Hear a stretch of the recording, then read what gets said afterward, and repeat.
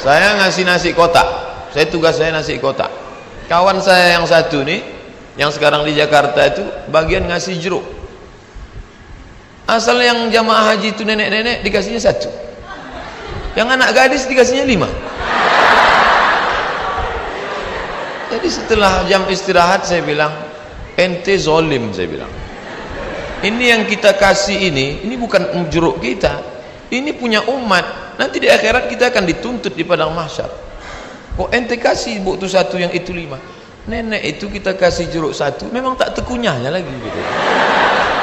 Ini anak gadis ini kita kasih. Jadi kalau cerita sama Ustadz itu ada saja dalilnya.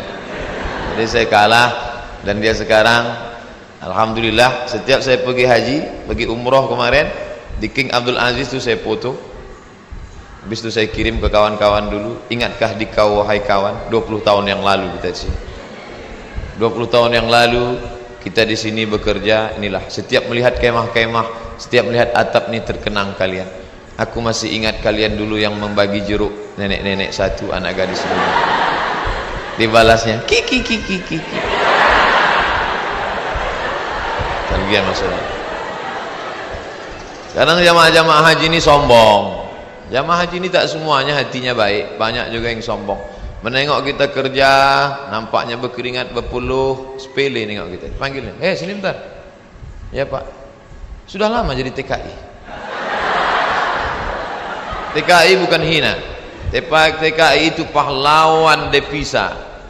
Saudara-saudaraku yang bekerja menjadi TKI di Hong Kong, di Singapura, kalian pahlawan devisa. Tapi orang menyepelekan kalian. Kalian mencari makan di negeri orang lain, padahal di negeri ini sumber makanan. Kenapa? Makanan itu dicuri orang. Akhirnya kita susah, mahasiswa susah, pekerja susah, istri meninggalkan suami yang dalam keadaan sakit menjaga anak untuk mencari nafkah. Disepelekan. Sudah lama jadi TKI. Kami ini mahasiswa Pak.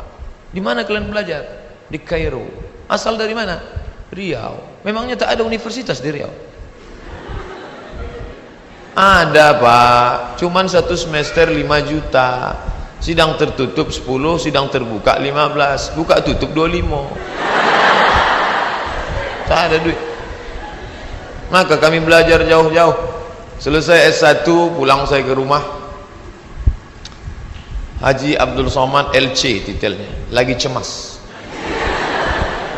Ke bawah tak berakar, ke atas tak berpucuk. Tak tahu apa mau dibuat.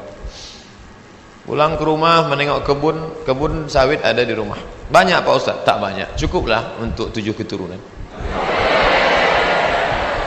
Kalau tak dijual-jual. Lalu kemudian saya pun pergi ke kebun 2-3 hari, seminggu 2 minggu. Kata mak saya, Mat, kau pergilah dari kampung ni. Kenapa? Pokak telingaku dah. Masa kuliah di luar negeri balik ke kebun juga. Akhirnya pergi saya ke Malaysia, melanjutkan S2 untuk menyelamatkan telinga mak saya. Ambil S2. Di mana sekarang Somad? S2. Negeri ini tidak menghormati ilmu. Sampai di Malaysia jumpa sama kawan-kawan dulu yang sama sekolah. Engkau di mana sekarang ni? Aku ambil master lah. Subsidi rumah, subsidi beasiswa, subsidi, semua dapat subsidi. Kita di mana? Di parkir motor di tempat yang jauh. Begitulah keadaan. Padahal sama-sama orang Melayu, bahasa kita sama, bentuk kita sama, hidung sama-sama jongkok. Tapi nasib dia tegak, kita sujud terus. Itu yang terjadi. Saya kuliah di UKM, Universiti Kebangsaan Malaysia. Banyak orang nanya saya, kenapa tak ambil UIA? Kenapa tak ambil IIU, International Islamic University? Kenapa tak ambil Malaysia? Kenapa tak ambil UM, University Malaya? Kenapa ambil UKM? Dia tak tahu, di UKM tu bisa ngutang. Tapi saya tak selesai, karena saya pemburu beasiswa. Tiap hari searching, browsing, mancing, launching. www.google.com, beasiswa. Pakai bahasa Arab, minhah dirasiyah, enter. Dapatlah peluang beasiswa. Dan saya selalu masuk di warnet Fakultas Sains di UKM. Saya tak mau di fakultas saya, FPI namanya, Fakulti Pengajian Islam. Saya masuk ke Fakultas Sains karena di situ internetnya gratis. Dan orang Malaysia itu tak tanya-tanya, ditengoknya muka saya pula, muka-muka anak sains kan.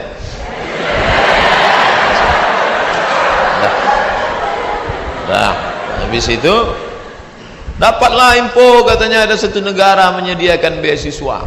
Nama lembaga yang memberi beasiswa itu AMCI, singkatan dari Agence Marocaine Coopération Internationale.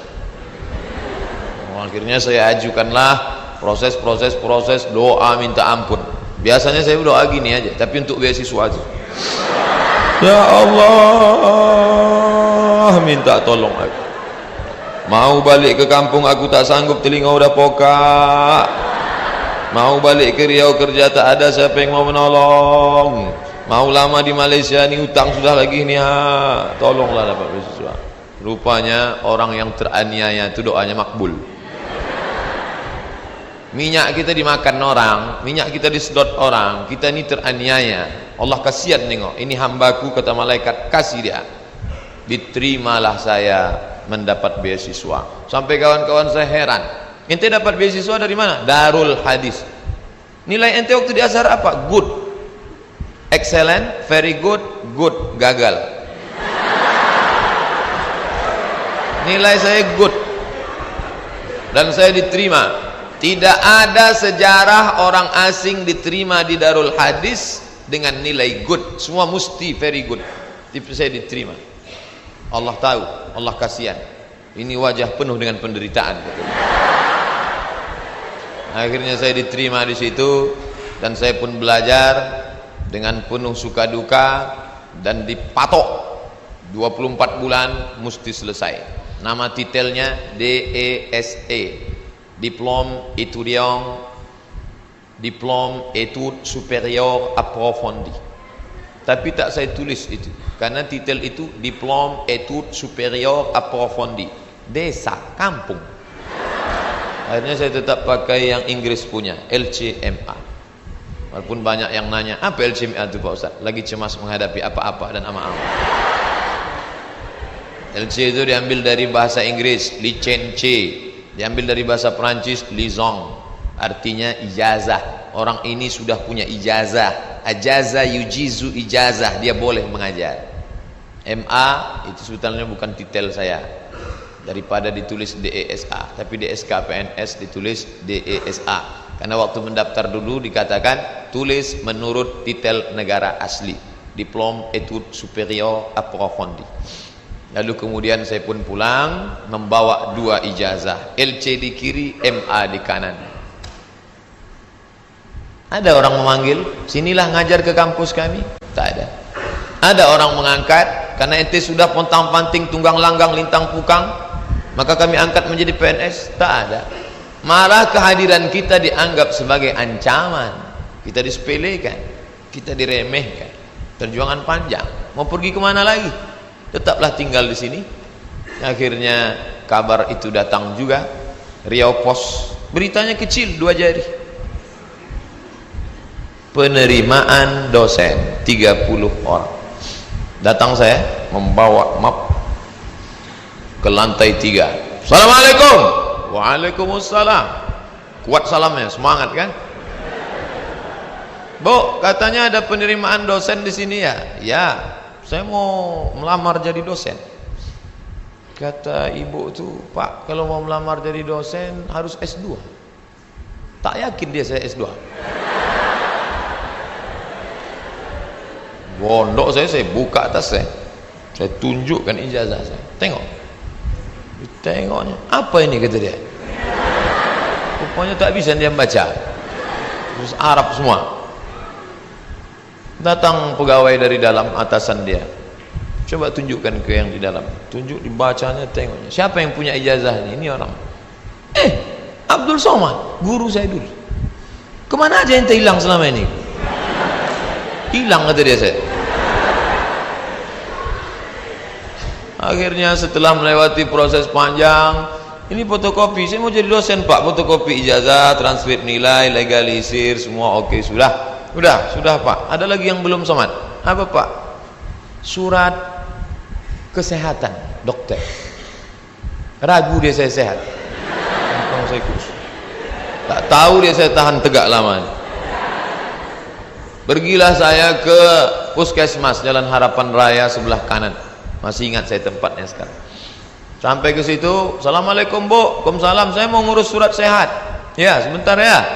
Tak lama sudah itu datanglah bidan, baju putih, jilbab putih, rok putih, membawa balon warna hitam kecil.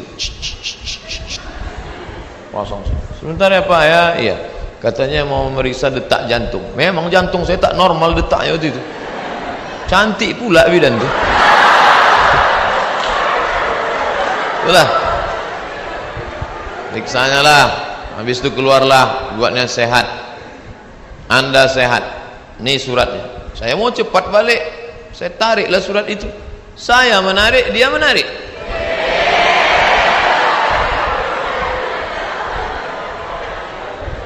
Saya tak paham apa maksudnya ini. Wani piro. Kami kuliah 4 tahun di Mesir, semua gratis. Asrama gratis. Uang saku dikasih tiap bulan. Sampai-sampai tiket pulang saya pun gratis. Mesir itu bukan kaya macam Saudi Arabia. Dia tak ada minyak. Miskin Mesir itu. Tapi bisa membiayai kami anak Indonesia 100 orang setiap tahun, dan yang kuliah di sana 74 negara. Fir'aunnya Husni Mubarak, terserah mau ngejek dia jahat, yang penting saya gratis kuliah 4 tahun. Dari Al-Azhar itu, walaupun bukan tanah dia, tapi itu dari wakaf Al-Azhar. Negeri ini kaya, gemah ripah loh jenawi, tongkat dan batu jadi tanaman. Di Mesir kalau diletakkan tanaman itu mesti disiram dengan air baru tumbuh. Di tempat kita campakkan aja batang ubi itu ke belakang, tengok besok pagi bertunas walaupun sungsang. Ini negeri luar biasa, tapi orang belajar. Berapa banyak orang tua di negeri ini mau memasukkan anak sekolah SMP pun tak sanggup. Daftar ulang 14 juta. Doktor, dosen golongan 4D ngobrol ke saya hati ke hati, aku tak sanggup menyekolahkan anak ini Ustaz Somad. Baru 2 yang sekolah, belum kuliah lagi, mau jadi apa ke depan. Nah, jadi berkaca Mesir luar biasa dengan Al-Azharnya, dan kami kuliah di situ. Sampai kawan saya ini suka makan cabai, mengunyahnya malas. Cabai itu tendang kiri tendang kanan telan, kiri kanan telan. Akhirnya biji cabai itu tak hancur, menumpuk di dalam. Ini ada usus kecil, usus buntu, begam cabai, busuk di dalam.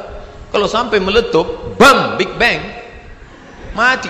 Maka ini mesti dipotong. Akhirnya dibelah sedikit, dipotonglah ujung usus buntu tadi. Biaya operasi 3.000 pon kali 2.000 perak, 6 juta. Tak ada duit. Mau nelpon ke Indonesia, krisis moneter, $1 20.000, tak ada duit. Akhirnya keluarkan kartu Al-Azhar. Azhari? Ente Azhari? Azhari maksudnya ente taman orang Al-Azhar? Ya, gratis. Sakit gratis. Di negeri Fir'aun sakit gratis. Di negeri kita sehat bayar.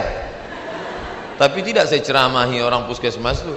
Takkan pula mungkin saya assalamualaikum warahmatullahi. Karena saya mau cepat, saya keluarkan aja duit 25.000. Nah, ambillah tuh. Pergi saya urus, dah selesai. Pak, ini surat sehat. Ada lagi yang belum somat. Apa pak? Surat keterangan berkelakuan baik. Astagfirullahaladzim. Orang sesoleh ini diragukan juga pak. Gimana pak? Saya bolak-balik lah sudah masuk berbagai negara. Tak berapa negara sudah saya lewati. Tidak ada pemeriksaan yang saking ketatnya. Ketat luar biasa. Cobalah tengok kita mau masuk pesawat, berapa kali mesti buka dompet untuk tengok KTP. Emangnya kita ini teroris? Di Malaysia tak begitu betul. Enggak gitu-gitu amat sih, kata orang yang lama di Jakarta. Tapi apa boleh buat? Dia khawatir saya urus surat bahwa saya bukan teroris. Saya bukan teroris. Saya seorang pelajar muslim yang mendapatkan beasiswa, dan saya pulang membawa ijazah. Saya mau mengabdikan ilmu saya. Tidak ada urusan lain. Saya tak ingin merobok-obok negara ini. Saya tidak ada hubungan dengan jaringan internasional. Saya cuma mau mengajarkan ilmu, memperbaiki. Alhamdulillah diterima. Ikutlah tes dosen dengan berbagai macam lika-liku. Pokoknya hidup ini penuh dengan ujian.